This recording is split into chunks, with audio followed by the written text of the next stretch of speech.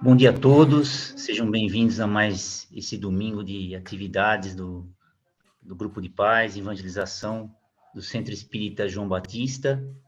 Nós temos aí as nossas palestras dominicais, mais uma vez aqui online, então para aqueles que vão assistir depois também sejam bem-vindos, aqueles que estão ali presentes na sala da casa também, bom dia para vocês.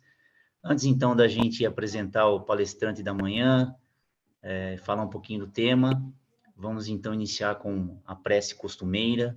Primeiramente, para a gente agradecer a oportunidade, mais uma vez, de poder escutar um pouquinho sobre a doutrina tão maravilhosa que nos foi colocada à vista, que nos ensina com detalhes os porquês da nossa vida, esclarece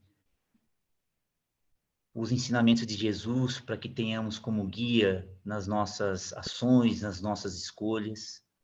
Agradecer aos benfeitores espirituais que preparam os ambientes, sejam as casas espíritas, sejam os nossos lares, para que possamos desenvolver as atividades, que nos acompanham no dia a dia, tentando nos ajudar nas nossas decisões, para que possamos tomar as melhores decisões. Agradecer a Jesus por toda a luz que nos trouxe, por tantos ensinamentos, com tanto sacrifício para um espírito da sua magnitude, que com certeza ainda está aí à nossa volta, velando por nós, torcendo pelo nosso sucesso. Sempre agradecendo ao Pai pela oportunidade da vida, pela bênção do pão de cada dia,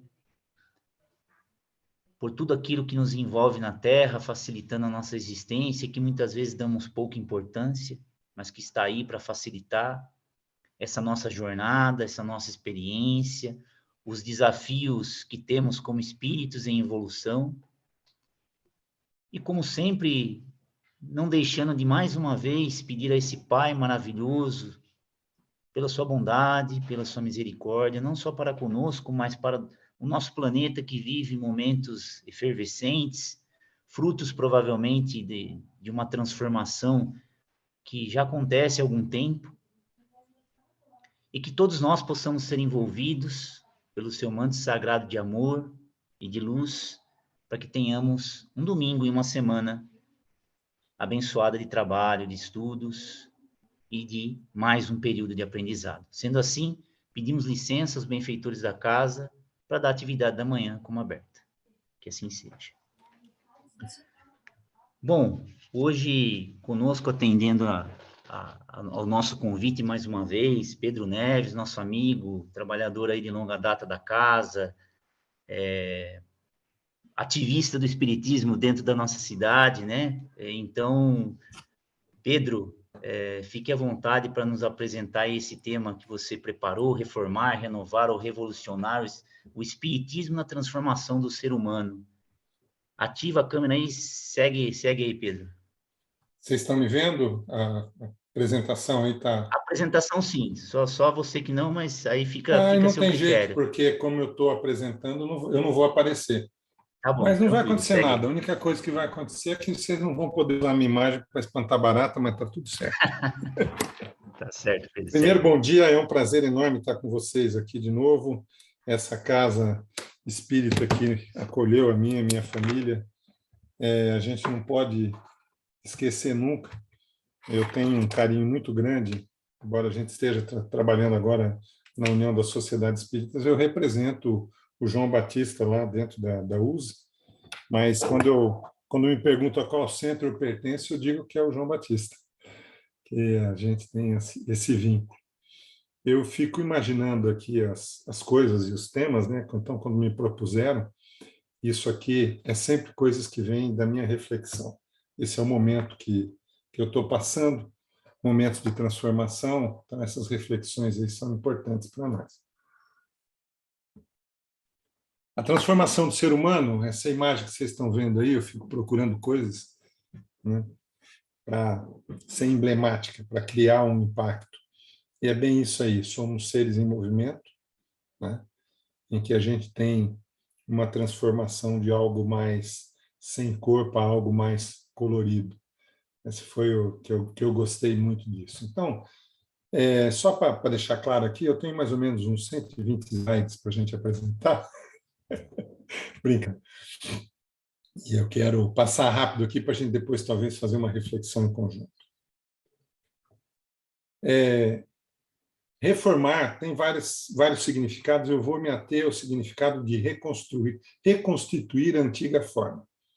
E trouxe esse bichinho aí do lado para a gente refletir um pouquinho, o quanto que um ser minúsculo como esse, né, uma coisa microscópica, causou de transformação e mostrou o quanto é possível a gente voltar às origens, né? Então, reformar no sentido de reconstituir a antiga forma, né? De corrigir, de emendar, de dar uma melhor forma. Essas três palavras aí têm significado muito, muito parecido, mas eu vou me ater a essa questão meio que da volta às origens. Eu fiquei pensando durante muito tempo o que é que teria que acontecer na humanidade para a gente ter um choque de realidade e rever os nossos valores. Vamos deixar de lado aí todas essas especulações sobre se foi fabricado ou não foi fabricado, mas esse vírus realmente redesenhou a humanidade em escala global. Né? Nos primeiros momentos, o mundo parou, né? Todo mundo parou para refletir, e, de repente, a gente começa a perceber valores, redefinir valores. E é isso que me chamou muito a atenção. Renovar, eu estou pensando, óbvio, né, alterar para melhor, ficar outra vez como novo, mas renovar no sentido de substituir por mais novo. E aí, olha só essa imagem, as várias bolhas que o nosso mundo tem, né? E essas várias bolhas que se tocam, e ao mesmo tempo que a gente está distante e está próximo, qual é a renovação que o Espiritismo traz na transformação do ser humano. E revolucionar é transformar profundamente. Transformar profundamente num mundo que tecnologicamente abre perspectivas completamente diferentes. Uma mistura entre um ser humano meio máquina, meio sentimento, um mundo inteiro conectado e um mundo inteiro interconectado. Não é apenas conectado. A conexão tem sentido de comunicação. A interconexão tem a ver com o que acontece do outro lado do mundo me afeta. Eu gosto muito daquela imagem que eu vivo repetindo. Estamos todos numa grande nave espacial indo em direção, né, a um destino comum. Então, seria muito bom se a gente conseguisse, sabendo que estamos todos no mesmo barco, nos tratarmos dessa forma. Então, vamos começar passo a passo. Né? Reformar, no sentido de reconstituir a antiga forma, de voltar às origens, é a gente não esquecer a perspectiva de que, na realidade, nós não somos um corpo com uma alma, nós somos um espírito momentaneamente num invólucro material. Transitório, né? Muito frágil. E, portanto, não deveria ser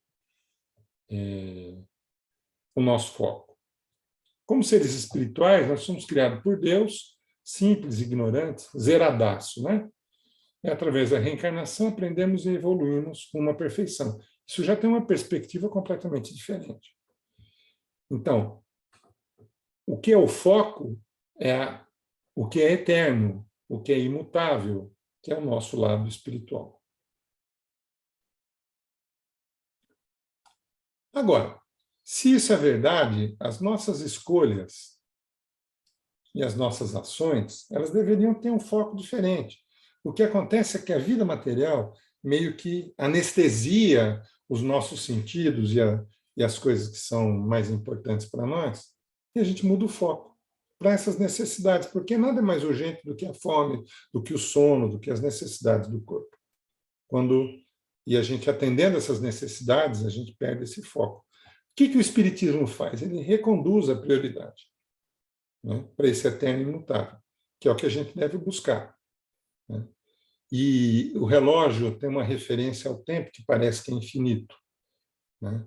E as borboletas que aparecem aí têm um significado também de metamorfose, que a gente vai ver um pouco mais para frente, e tem um coraçãozinho ali no fundo que a gente vai tratar desse assunto aqui. Então, reformar é um processo contínuo de aquisição da consciência de si mesmo, que a gente tem que aprender a ser, a existir, a se realizar espiritualmente. E a grande perspectiva é que, sim, somos deuses no sentido de que nós temos a centelha divina, nós temos a predisposição para a perfeição.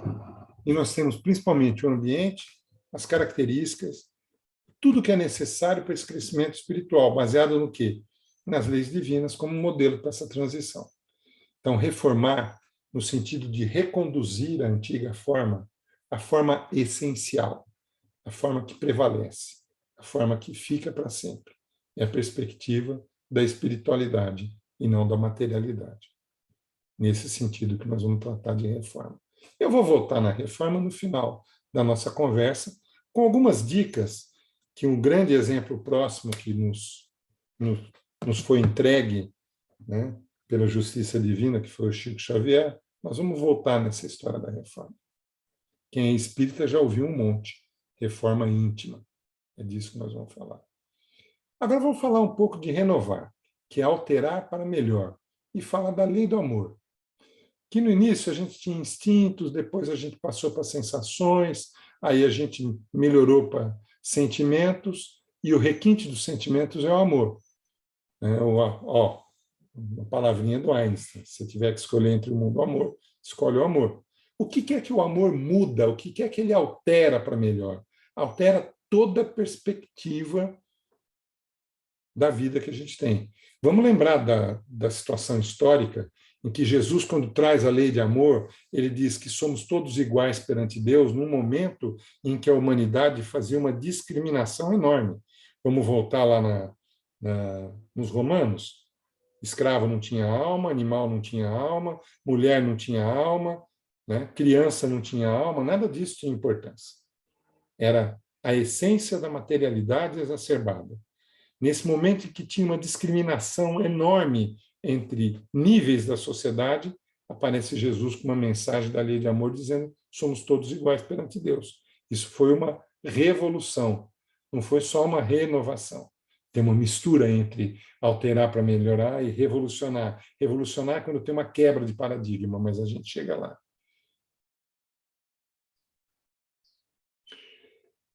O próximo grande salto evolutivo da humanidade é a gente descobrir que cooperar é melhor que competir, isso é o Pietro Baldi que falou. Então, cooperar tem o sentido de que a gente faz as coisas em conjunto, em que a necessidade do indivíduo ele se torna menor do que a necessidade da coletividade. Né? E é um pouco inteligente a gente querer fazer as coisas em conjunto. Quando a gente entra em competição, pode ser que aconteça que esses dois pequenos animais aí demoraram um tempinho para descobrir. Né?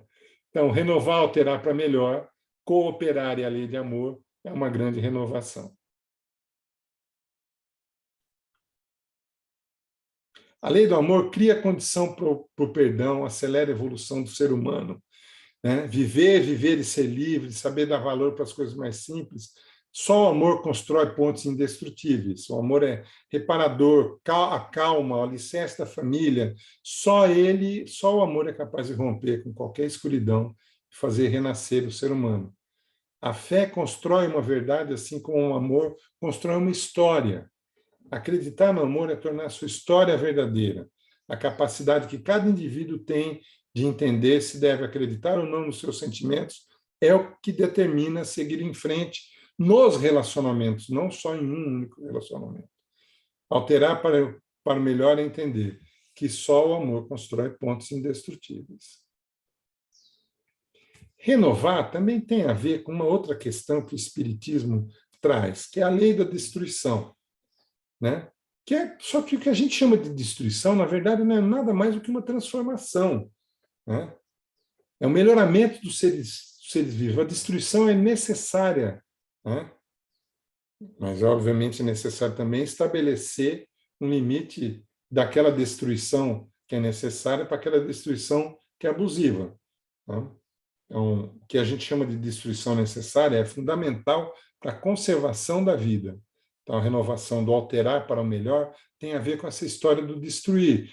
Né? E eu lembro daquela imagem da fênix, que é uma coisa simbólica, que ela né, em fogo se renova.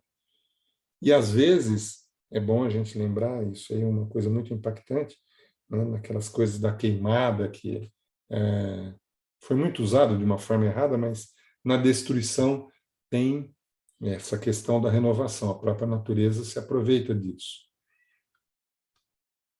Mas a destruição abusiva não está prevista na lei natural. Tudo que é destruição antecipada acaba indo contra a lei de Deus. Mas aí eu lembro também daquela questão da poda da videira, né? Que, olha, o ser humano aprendeu rapidamente que destruindo aquela videira você consegue ter a colheita que você deseja.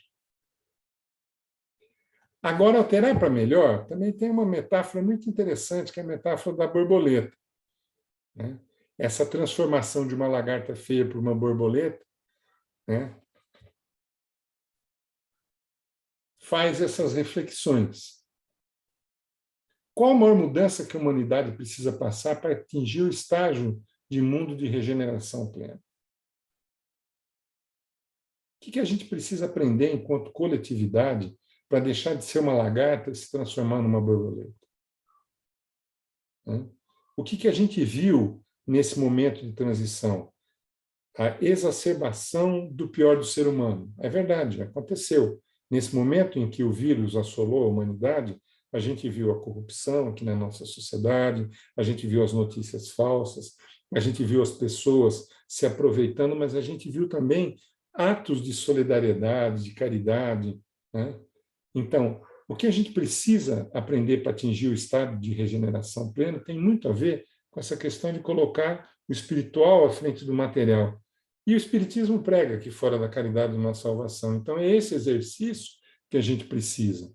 O que é mais difícil destruir em nós mesmos para preenchermos nossa alma com amor puro em direção à perfeição?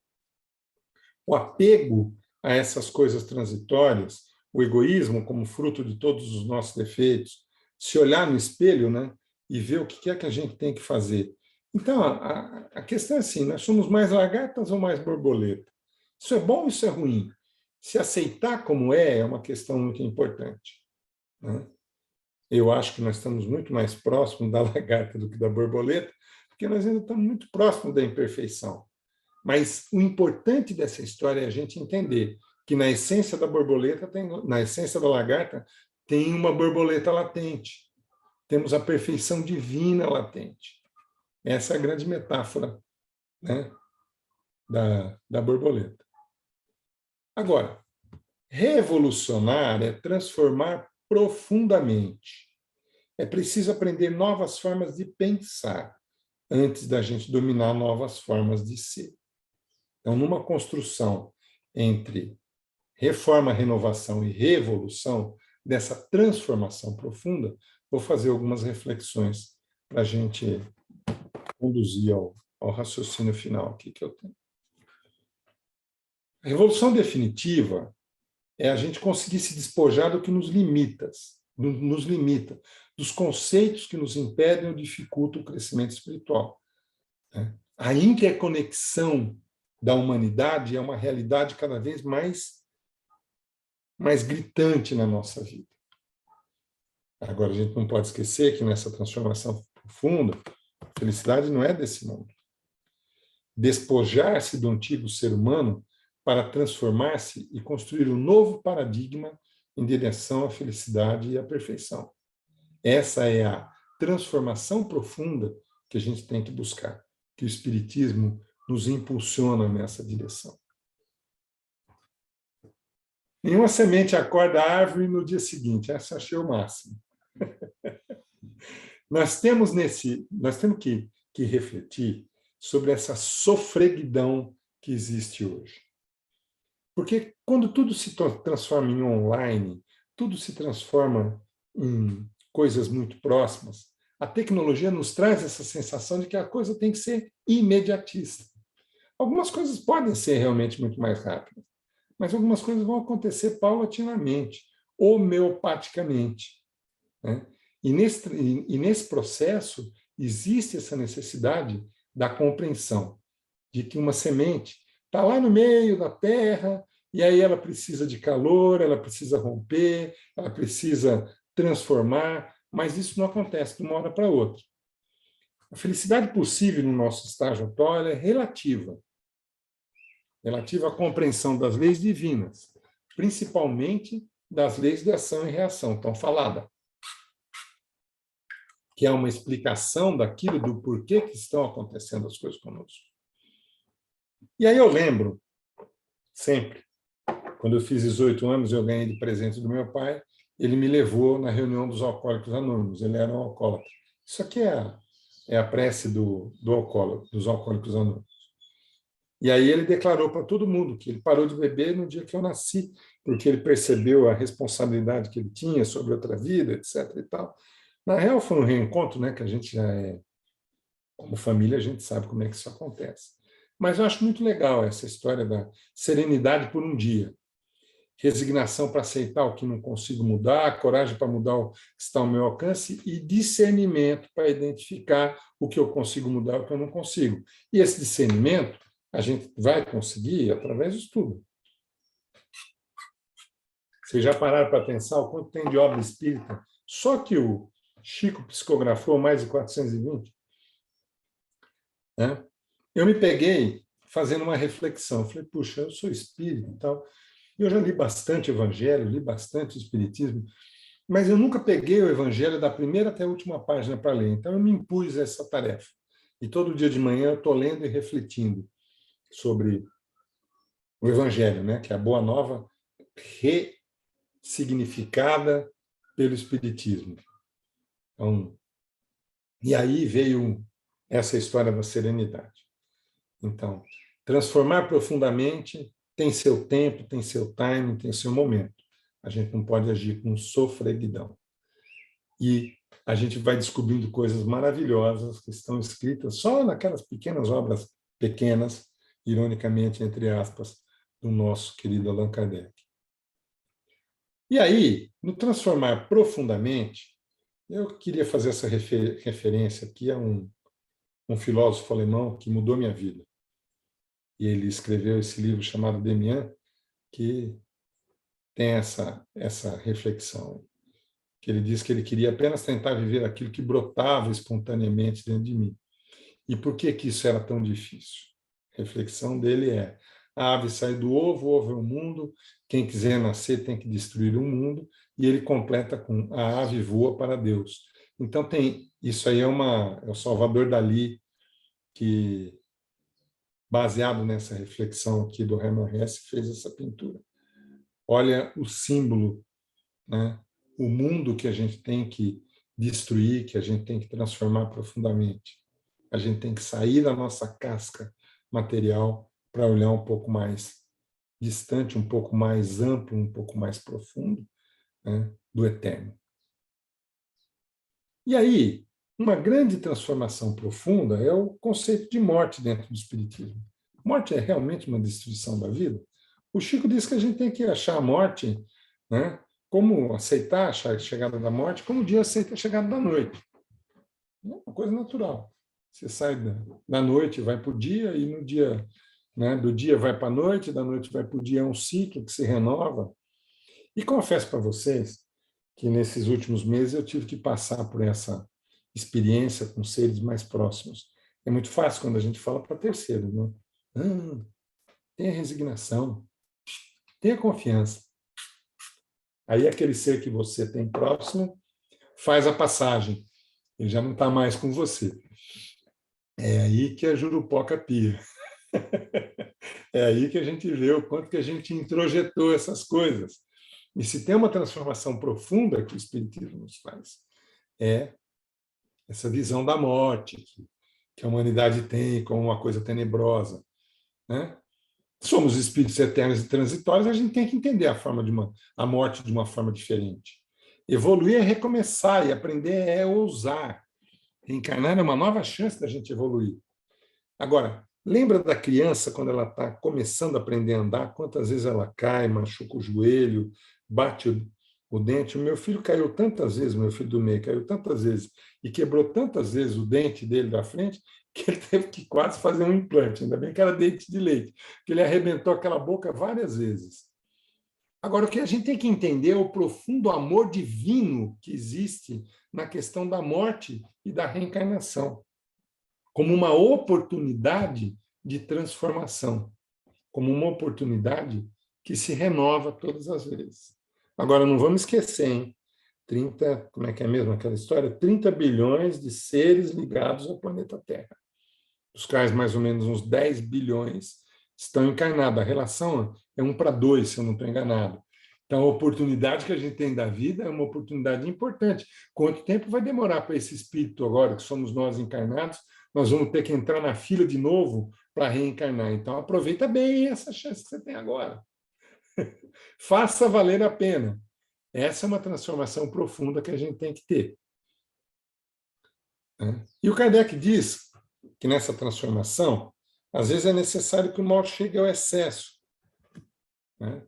Para que a gente entenda a necessidade do bem e das reformas.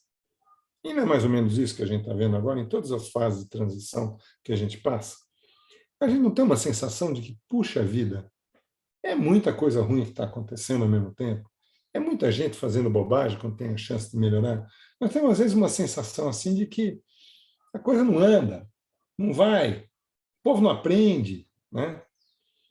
É excessivamente, né, abundante o mal. Porque, na verdade, tem uma coisa aqui que a gente não pode esquecer, né? Eu estava conversando isso com a minha esposa ontem. Por que que a notícia é ruim e o filme de violência e essa coisa escabrosa ainda dá mais ibope? Porque a gente está muito próximo ainda da imperfeição. Então, o que a gente vê de notícia nem sempre reflete a realidade, né? Se a gente tivesse um jornal só colocando notícia boa, a audiência talvez fosse muito pequena.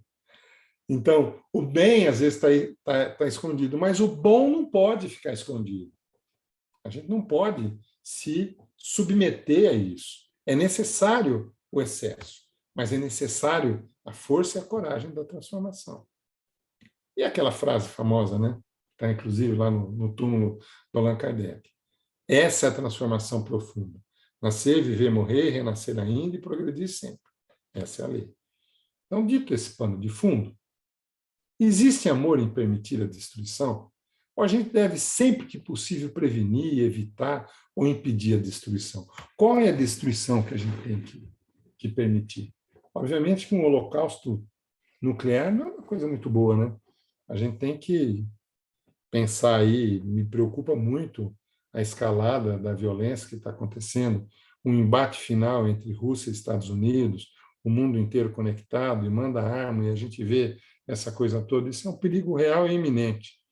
E o que a gente pode fazer em relação a isso, a não ser o nosso pequeno dia a dia, o nosso cotidiano, o olhar para o espelho, o perceber o que é que a gente tem que contribuir, o poder que a oração tem, como que a gente pode, em relação a essas coisas todas, aí, se posicionar. Primeiro, a gente não pode esquecer que existem, né, os espíritos que estão conduzindo o nosso planeta, né, os espíritos, Jesus, principalmente, o governador, que deve estar atuando e bastante preocupado com tudo que está acontecendo. Permitir a destruição consciente é um ato de amor. Permitir que a destruição se descontrole é o desequilíbrio. Então, qual é a destruição que a gente tem que fazer dentro de nós como indivíduo? O que a gente tem que destruir para renovar, para reformar, né? Para reconstruir profundamente na direção da evolução. É isso que a gente vai falar agora com um pouquinho mais de detalhe. O Chico deixou para nós 20 sugestões. Reconstituir a antiga forma, ou reformar profundamente, ou renovar, vocês podem escolher a palavra que vocês quiserem. A primeira deles é aquela que ele traz para nós, isso está escrito em algum lugar, né? Que a gente tem que executar o que é obrigado de uma forma alegre. né? Com entusiasmo e gratidão por nossas experiências, mas principalmente aquelas experiências ruins, né? Tudo está bom quando está bem. Agora a gente mostra exatamente quem a gente é no momento de dificuldade. Eu digo que a definição de amigo é aquela pessoa que você tentou ganhar alguma coisa junto, perdeu alguma coisa muito importante para você, mas você ainda quer continuar a tentar ganhar com essa pessoa alguma coisa. Agora, o que ele está dizendo aqui é agir com entusiasmo e agradecer pelas experiências, principalmente as experiências amargas. E aqui tem a ver com a tal da reforma íntima. Silenciar diante da ofensa, retrucar da mesma maneira, só piora a situação. E é na hora que a gente pisa, quando alguém pisa no nosso calo, que a gente vê exatamente quem nós somos, o que temos e quais são as coisas que a gente tem de importante, que a gente realmente valoriza. Olha lá, a verdadeira caridade é a manifestação do amor ao próximo sem esperar algo em troca. Fora da caridade não há salvação. E a gente é muito pródigo em lembrar as coisas que a gente faz pelos outros e para os outros, e esquece o que a providência divina traz para nós. O que a providência divina nos proporciona. É aquela metáfora do copo pela metade, ele é meio cheio e meio vazio. É os dois. Mas a gente sempre olha a metade que falta. Tem um verso de um poeta aí, né, o Herbert Viana, vai sempre ter alguém com mais dinheiro, mais respeito, mais ou menos tudo que se pode ter. Vai sempre sobrar, faltar alguma coisa. Somos imperfeitos e o que falta cega para o que já se tem. A verdadeira caridade é a gente fazer as coisas sabendo que isso é uma necessidade. As obrigações que existem nas nossas vidas, elas foram fruto das decisões que a gente tomou em situações anteriores, em vidas anteriores, não só necessariamente em vidas anteriores, nessa mesma. Né? Tem uma frase de um amigo meu que eu acho muito importante. Esse é o momento que faz mais ou menos uns 4 anos que eu estou vivendo e estou perdendo. O sangue de hoje é o que você comeu ontem. Sangue de hoje é o que você comeu ontem. Tem uma relação de causa e consequência muito forte. Então, o que você está vivendo agora, o que você está obrigado a viver agora, é consequência das decisões que você tomou anteriormente. Né? O ato de auxiliar o nosso próximo não exige que as pessoas sejam gentis. Isso deve ser simplesmente um dever fraternal. Então, a gente deve, né? O amigo, a gente não tem que esperar que o amigo seja sempre gentil, até porque as pessoas nem sempre estão no seu melhor, né? Nem sempre estão passando por um momento equilibrado, às vezes estão num momento de tensão. Você nunca sabe o que a pessoa do lado está vivendo, porque a gente aprende, né, socialmente a disfarçar muito os nossos sentimentos, a viver a nossa vida íntima com esse adjetivo íntimo, né, pertence só a nós. Quando a gente tem uma agressividade, né, e a gente consegue não reagir da mesma forma, a gente consegue transformar a cólera e cria uma sintonia de paz ao nosso redor. Eu tenho um exemplo próximo aqui que eu vou trazer para nós, acho que talvez alguém até conheça. O seu João Zucon. Vocês conhecem? Ele trabalha lá no Vinha de Luz, se eu não estou enganado. Ele é espírita, ele é atuante aí e tal. O seu João também ele compartilha comigo de uma outra fraternidade, ele também é maçom. E o seu João, todo mundo chama ele de seu João, senhor João. E quando a gente vê as suas posses materiais, a gente percebe que o Joãozinho não é propriamente aquela pessoa que tem poder material muito grande. Mas ele é uma pessoa afável, ele é uma pessoa doce. Ele chega e cria um ambiente espiritual em torno dele. Não quer dizer que ele está sempre assim, né? O tempo inteiro, 100% do tempo. Mas eu gosto desses exemplos próximos. Né? Chico, às vezes, pode ser um exemplo muito distante para nós, porque as coisas que ele viveu, que ele passou, como ele cuidou da vida dele, o que ele fez em relação às experiências que ele tinha que viver, às vezes parece que está muito distante. Mas a gente tem pessoas próximas que mostram, né, que a afabilidade é possível. E isso bate profundamente na minha alma, porque eu não sou uma pessoa calma, eu não sou uma pessoa afável, sou uma pessoa áspera. Estou sempre falando aquilo que eu penso, eu quero impor a minha vontade. A Jussânia falou uma vez, né? A Jussânia é uma outra pessoa que eu admiro e gosto muito. Né? Ela trabalha lá naquele outro centro que vocês conhecem, também a gente conviveu bastante próximo. E aí, numa das coisas que a gente estava fazendo lá, ela falou assim, aqui você pode fazer o que você quiser, desde que seja aquilo que o Pedro quer. Eu olhei para ela e falei, uau, preciso repensar alguns conceitos aqui na minha vida. Né? E, às vezes, no afã de querer fazer as coisas acontecer, a gente atropela, eu atropelo as pessoas. Isso aqui bate muito fundo. Por isso que o próximo aqui também bate muito. Né? Não condenar as opiniões que divergem das nossas. A harmonia está em a gente entender que a diferença ela é importante. E hoje a gente vive na nossa sociedade brasileira uma polarização agressiva muito perigosa, em que a gente não quer nem ouvir o contraditório. Fizeram uma experiência em Harvard e começaram a mandar mensagens para um grupo controlado. Então, primeiro fizeram uma pesquisa sobre vários temas, qual era a opinião da pessoa. E aí começaram a mandar mensagens que era a favor e contra a opinião que a pessoa expressou. 95% das pessoas só abriram as mensagens que estavam de acordo com aquilo que ela pensava. A divergência traz uma perspectiva completamente diferente. É mais ou menos como mostrar o ponto cego do espelho, que a gente não consegue enxergar. Então, a gente tem que ouvir com todas as células do nosso corpo. Ouvir como se a gente fosse a outra pessoa. Um exercício de empatia muito grande. Isso transforma, isso ajuda a gente a ter uma perspectiva diferente.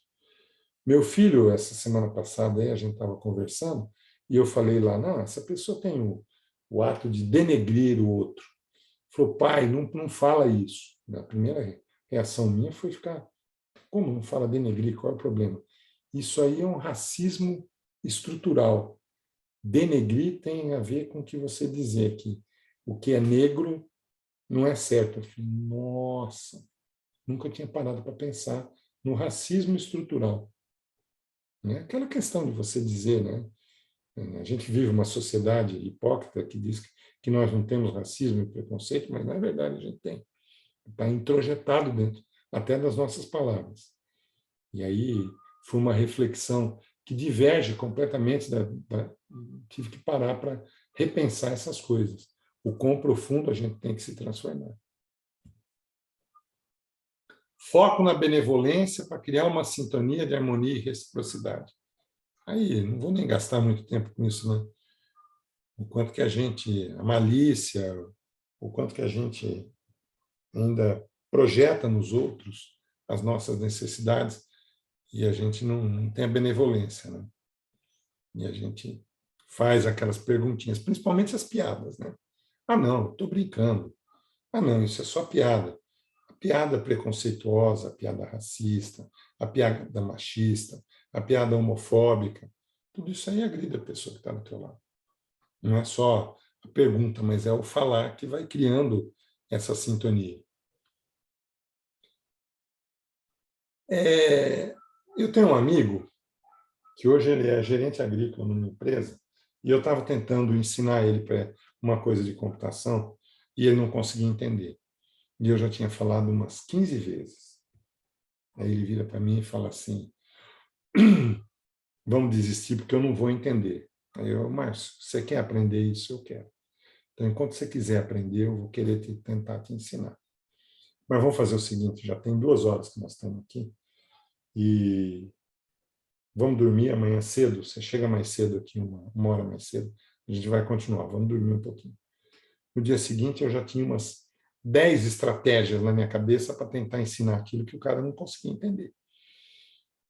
E aí, na primeira não deu, na segunda não deu. Você imagina, em 2 horas tentando. Na terceira, deu um brilho na cabeça do cara, ele falou, eu entendi. Meu Deus, eu entendi. Mas foi uma coisa tão impactante o esforço que aquela pessoa tinha com as suas dificuldades era uma coisa que era uma energia assim que era uma coisa impressionante. E esse cara ele tem uma dificuldade de compreensão, mas muito maior que a minha em vários aspectos. Mas ele tem uma perseverança tão grande que ele saiu de um trainee, hoje ele é o gerente agrícola daquela empresa. Ele é o gerente agrícola. Isso foi uma coisa assim tão impactante, né? Que a troca de experiência que a gente teve daí para frente, uns 10 anos depois eu encontro com essa figura, né? E foi muito gostoso. Ele já era o coordenador e agora eu recebi aí a informação de que ele se tornou gerente daquela empresa. Mas muito mais do que isso foi a família que ele construiu, os filhos, os valores que ele passou, né? Então, às vezes, ensinar, a gente tem que, né, treinar a paciência, porque, né, todas as adversidades e dificuldades elas são relevantes para o nosso aprendizado, né? Aliás, no casamento, essa é a questão mais importante, né? Hoje, eu e a Rosana estamos fazendo 40 anos de casado, né? Exatamente hoje. E aí, a gente estava refletindo sobre essa história ontem, né? A família vai sair para almoçar junto hoje, etc. E tal.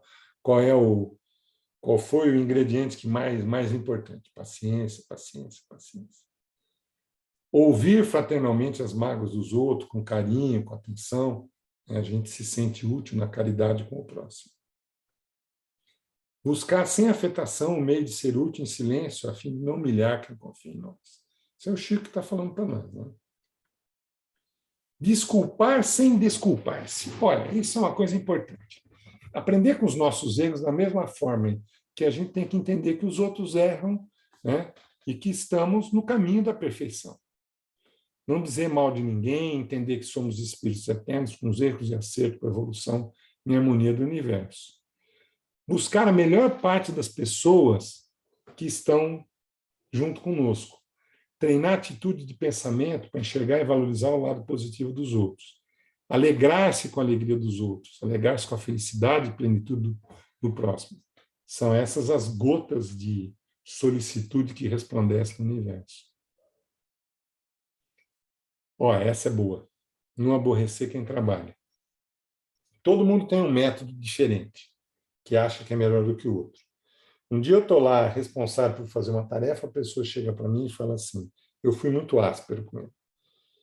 Por que você faz assim e não faz assado? Porque eu estou fazendo. Então, eu estou tomando a melhor decisão que eu posso. Se você quiser fazer, assume a responsabilidade e faz. Não foi o melhor jeito de falar, né? Mas eu fiquei pensando sobre o quanto que a gente acha que o outro tem que fazer do jeito que a gente acha que é melhor, né? Ajudar espontaneamente, né? Da mesma forma que a gente quer ser ajudado, respeitar o serviço alheio, né? E as duas últimas, reduzir os problemas particulares. Ora, vamos simplificar? Se a gente está nessa vida, as coisas difíceis vão acontecer, né? As crises vão acontecer. Quando a gente só se foca no problema, tudo parece que fica muito maior. E aí a gente vê, às vezes, que a solução é simples. Tem uma pessoa chamada Eliyahu Goldratt, que ele escreveu um livro chamado A Meta, que diz que todo problema, todo sistema, todo processo complexo tem uma solução simples e fácil. Às vezes, somos nós que complicamos. Aí tem um amigo meu que falava assim, a vida é bela, nós que estraga ela. É muito fácil a gente dar conselho para os outros, porque a gente não está vivendo o problema. Agora, quando a gente vai aplicar, aí a gente tem uma tendência a maximizar. E tem aquela frase que destrói tudo. Por que eu, meu Deus? Por que isso está acontecendo comigo? Porque, cara pálida, você pediu para que isso acontecesse. Você pediu quando você tomou todas as decisões que você tomou. Você pediu quando você fez o teu plano de vida para vir para essa vida. Você teve mérito para passar por essas dificuldades. E são essas dificuldades que vão fazer você evoluir. Agora, sai dessa bolha, sai dessa perspectiva. Olha o mundo ao teu redor. Tem pessoas em volta de você que têm problemas muito mais sérios, muito mais profundos, muito mais importantes.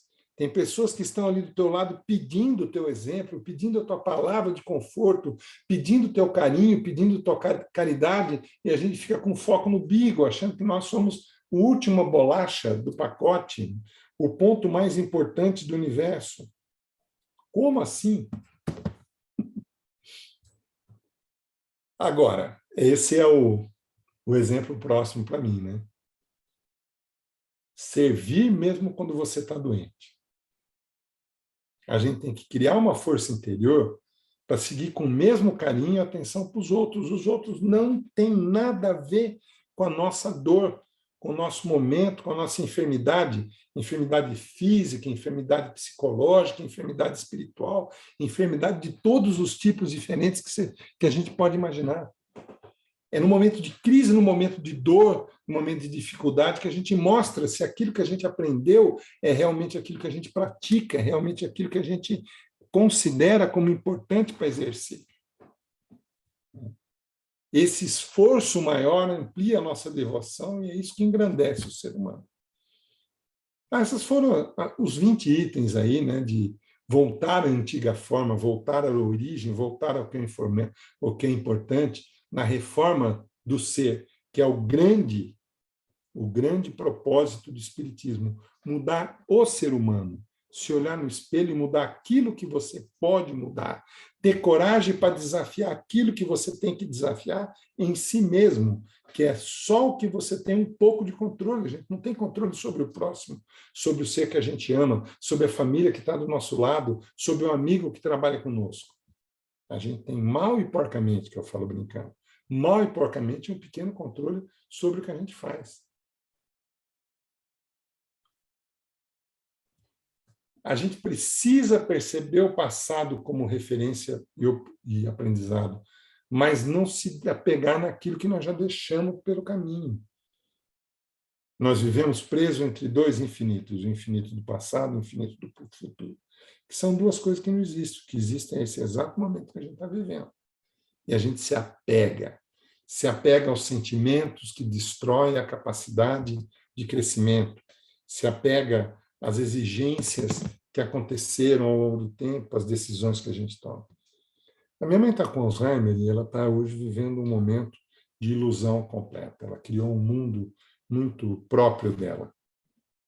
E aí eu fui pesquisar, né, o porquê que essas coisas acontecem, como que é. Parece que é o mal do século, né?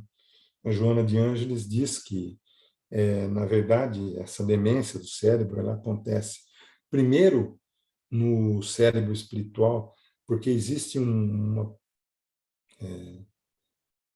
remorso profundo daquele espírito de coisas que ele fez, e ele fica preso nessa culpa, e o cérebro espiritual bombardeia o cérebro material e causa a demência. Então, até nisso aí, né, a gente tem que olhar para trás as coisas que a gente fez de errado e exercer o auto-perdão. A gente precisa se auto-perdoar. A gente precisa ter um remorso, mas um remorso construtivo, um remorso que nos impele a fazer a mudança que a gente precisa, que nos impulsiona a desafiar os nossos desejos materiais, os nossos erros, os nossos defeitos, e fazer a transformação que a gente precisa. A gente tem que se desapegar dessas coisas, né? Desapegar, inclusive, da culpa que nos imobiliza. Olha que coisa importante. Mas é possível? A gente não pode esquecer que o fardo é proporcional às forças e a recompensa será proporcional à resignação e à coragem. Não existe fardos pesados para ombros leves.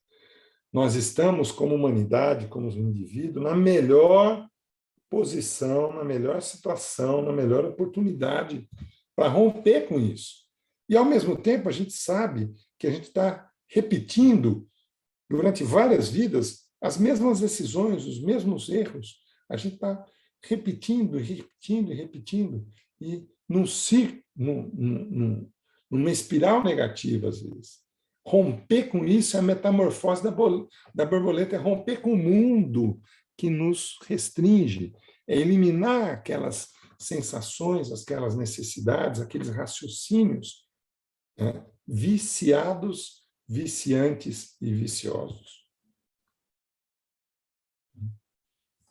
Então, queria deixar essa mensagem aí para todos nós, que o mundo que está à nossa espreita, que o mundo que nós temos pela frente, é um mundo de luz, é um mundo de perfeição, mas que isso não vai acontecer por merecimento contemplativo. Isso não vai acontecer simplesmente orando e desejando. A gente tem que ter iniciativa para poder mudar as coisas que estão ao nosso alcance. Tem uma imagem muito legal lá, de 5 sapos em cima de um galho, e os 5 decidiram quem ia pular. E aí a pergunta, quantos pularam? Nenhum. Eles só decidiram, mas não fizeram nada. Então, vamos dar uma olhada, em retrospectiva, com o que o Espiritismo já nos ensinou, com os exemplos que a gente tem, com as oportunidades que estão ao nosso alcance. Muito bom, Pedro. Oi, não, desculpa, achei que você tinha terminado, desculpa, pode continuar. A obra espírita é uma obra vasta e tem um conhecimento enorme à nossa disposição. E hoje, e sempre, cada momento que se apresenta para nós é um momento de transformação. A gente pode, a cada segundo, escrever um futuro diferente, tomando a decisão certa que a gente tem que caminhar. Que Deus nos abençoe hoje e sempre. É sempre um prazer enorme estar com vocês aqui. Um grande abraço. Muito bom, Pedro. Muito obrigado aí mais uma vez por colaborar conosco. Era o que eu justamente ia reforçar, né? A gente gasta tanto tempo tentando mudar o próximo, como você mesmo disse, né? Aonde a gente não tem controle, e a gente tem tudo aí que você passou, né? Que o espiritismo, principalmente para a gente que está dentro do espiritismo, né? Talvez para outros, eles tenham outros meios, mas principalmente para a gente que está dentro do espiritismo, a gente escuta tanto, a gente vê tanto, e a gente parece que persiste em não agir, né? Como você falou. E outra a única coisa ação que a gente pode é ação sobre nós mesmos, né? A gente quer agir no outro, a gente não quer agir naquilo exatamente. que a gente precisa mudar. Exatamente. Esperando, como você falou aí, algo milagroso, né? Que venha como uma bênção, né? E transforme tudo da noite para o dia, quando a transformação tem que partir da gente. E outra coisa importante, quando você falou de transformação da lagarta, né? Que tudo isso que tem acontecido, né? Principalmente da pandemia, né? Eu acho que se isso foi um teste para ver se a gente estava preparado para ir para a regeneração mesmo, nós fomos reprovados, tá? Essa é a minha opinião, mas tudo bem, cada um tem a sua. Olha, deixa eu fazer uma reflexão aqui. Tem um filminho chamado O Dia que o Mundo Parou, que é um ser que chega aqui, né, e ele quer salvar o planeta Terra de uma infecção de ser humano. Sim. Ser humano é o problema do planeta. Então ele joga um negocinho lá que começa a destruir tudo, né? Sim. Mas tem uma coisa importante ali naquela hora, que são os 2 personagens, é o personagem do alienígena, é o Keanu Reeves, que ele discute com um físico, né? Que ele chega para conversar, tem uma equação matemática lá e tal, e aí ele vai alterando, o cara altera, e ele tem uma discussão. E a discussão é assim, mas como que o seu planeta conseguiu dar o salto? A estrela ia matar todo mundo. Então a gente teve que obrigatoriamente se unir contra um inimigo comum. E eu fiquei imaginando durante muito tempo, puxa, o que é que vai acontecer para despertar a humanidade? Qual é o inimigo comum que vai acontecer? E ele é microscópico. Pois é. Ele nos assim, igualou. Ele nos Se fosse no caso do filme, ele ia deixar o negocinho correr, viu? Ele ia acabar com tudo, porque não foi aprovado. Bacana. Bom, eu gosto de deixar esses últimos momentos aí para se alguém quiser falar alguma coisa. Sim, é isso mesmo. Eu até ia colocar isso, temos umas 5 minutinhos, se alguém quiser colaborar, fazer algum comentário, fique à vontade antes da gente encerrar, pessoal. Podem abrir seus microfones. Alguém levantou a mão lá, Onesina. A Onesina, fica à vontade, Onesina. Liga o microfone e pode colaborar conosco.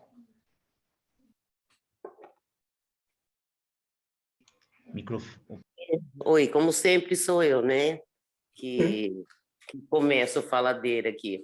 Na verdade, eu só queria agradecer ao Pedro e corrigir. Não acho que você não tem nada de áspero, não, porque se você for áspero, eu devo ser um garfo, porque eu tenho, assim, muita... Conversa com a Rosânia que ela vai te falar.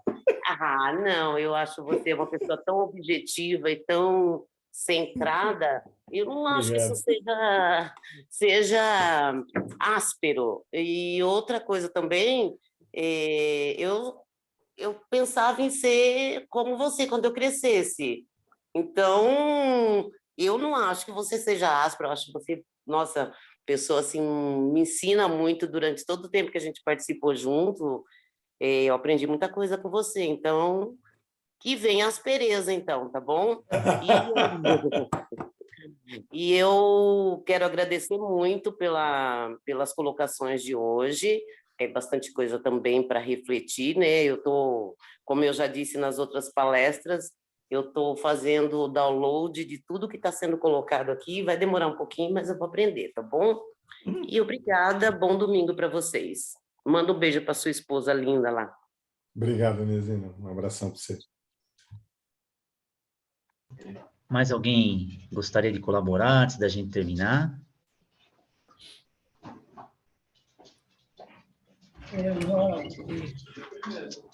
Edmur? Eu quero parabenizar o Pedro, né, pela né, abordagem, tudo. Ele estava preocupado com a abordagem. Não fica preocupado, não, porque isso aí é uma abordagem real para a gente, viu? E Obrigado. quero parabenizar que uma coisa você passou. Uma coisa você passou no exercício do Chico, que é a paciência. Eu já teria desistido na terceira. Eu preciso fazer esse trabalho, esse exercício aí, tá? Mas eu agradeço, né? Não tenho perguntas a fazer, não, porque foi muito bem clara, a palestra foi bem didática, bem clara, como a Monisina falou, né? A gente só tem que aprender. Estou com saudade de estar nesse salão aí, viu? Então, esse salão, ele vai retornar dia 1º de maio, agora oficialmente. Bacana. Tá? Vai retornar depois dos feriados. Então, já aproveitamos aqui para divulgar, né, que dia 1º de maio voltamos presencialmente e não teremos as reuniões aqui virtuais, correto? A minha sugestão é manter o virtual mesmo que a gente tenha, porque tem gente que às vezes não consegue, está viajando. A gente vai ter que pensar em uma forma de talvez gravar no Facebook, como a gente fazia no passado, alguma coisa assim, né? Sim. Né? Aí a gente Interatividade é legal. vamos estudar isso. Hoje, se fosse presencial, eu não teria conseguido, você sabe. Sim. Na realidade, nós estamos pensando nisso e aceitamos sugestões, tá? Olha, eu acho que o modelo que vai se estabelecer, de um modo geral, é o que eu estou chamando de modelo híbrido. Quem pode estar presente está, quem pode estar à distância consegue, porque se tem uma coisa boa que aconteceu, foi todo mundo perceber que isso aqui tem suas vantagens. Tem desvantagens, né? Eu estava aqui preparando, dando uma revisada, acabou a energia aqui. Eu fiquei apavorado. Falei, meu Deus. Aí eu já preparei um plano B aqui, com celular, com outro. A bateria acabou. Eu fiquei apavorado. E o bairro aqui de vez em quando acontece, então tem, né, suas... Não, mas isso aí a gente vai retornar presencial e à medida que a gente vai trocando as ideias, a gente vai colocar em prática e não está descartado, tá? A gente está aberto, né, a sugestões para que a gente possa fazer isso. Porque antigamente nós fazíamos pelos Face, mas a qualidade era muito ruim. Então, a gente tem que pensar em novas condições, né, e situações para que a gente possa, com qualidade, transmitir também ao vivo. Ok? Legal. É isso aí. Se quiser trocar ideia, nós estamos fazendo isso em alguns outros lugares aí, a gente tem umas dicas para fazer isso. Tá legal. Eu aceito. Tá bom. Bom, pessoal, então estamos aqui com o horário das 11 horas nos apontando aqui o relógio. Vamos então, antes de dar o recadinho do calendário das próximas semanas, fazer um encerramento com a prece. Pedro, a gente aproveita e abusa da bondade do convidado e solicita que ele nos faça a prece de encerramento. Tudo bem? Ok. Vamos nos concentrar, elevar o nosso pensamento até o alto, até o nosso Mestre, querido Jesus, que governa esse nosso planeta e nos trouxe, através do seu exemplo, os ensinamentos que a gente precisa praticar para conseguirmos um dia sermos, como ele, espíritos puros, trabalhando na edificação divina. Primeiramente, em atitude de agradecimento pela vida, pelas oportunidades, pelas amizades, pelos exemplos, por toda essa força espiritual que a gente recebe nos momentos de transição. Segundo, direcionarmos os nossos pensamentos, as nossas melhores energias para todas as pessoas que estão nos seus momentos difíceis de crise, mas principalmente para aqueles nossos irmãos que estão nessa guerra que assola, né? Aquelas paragens distantes em que a gente vê o quanto que o ser humano ainda precisa aprender. Para essas pessoas que estão nesse momento tão impactante, que a misericórdia divina possa consolar os corações, possa abrir as mentes, né, das almas empedernidas ainda no mal, possa amenizar a transformação que cada um precisa passar.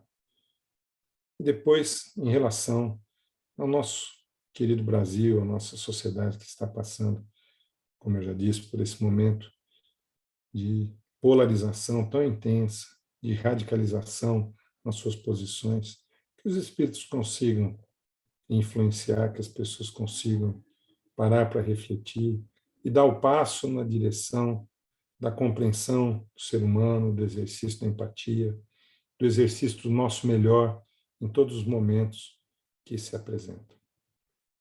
Como Jesus disse que se uma ou mais pessoas estiverem reunidas em seu nome, ele se faria presente. Agradecemos os espíritos que nos acompanharam e nos intuíram nesses momentos de reflexão. E assim, damos por encerrado essas nossas atividades de hoje. Muito obrigado, que assim seja. Pedro, muito obrigado mais uma vez. Aproveito aqui para parabenizar pelos 40 anos de casamento, já que você comentou, tá certo? E com certeza, aí, quem sabe no segundo semestre a gente não tem a sua presença ao vivo aí na casa, né? Ah, não, bom, precisamos, né? Nós estamos precisando. Esse abraço fraterno faz falta. Ah, é sempre necessário, né? Sempre necessário. Bom, pessoal, então vamos lá. A próxima semana, como é uma emenda de feriado, nós não teremos atividades, né? E aí, no dia 24/4, nós teremos o nosso colega PC Farias, que também já colaborou algumas vezes conosco aí, para falar do tema ansiedade versus fé. Tá certo, pessoal? Então, a todos um bom domingo, uma semana abençoada e que possamos nos encontrar na próxima oportunidade. Um abraço a todos, até mais. Valeu, moçada. Grande abraço. Valeu, pessoal, até mais.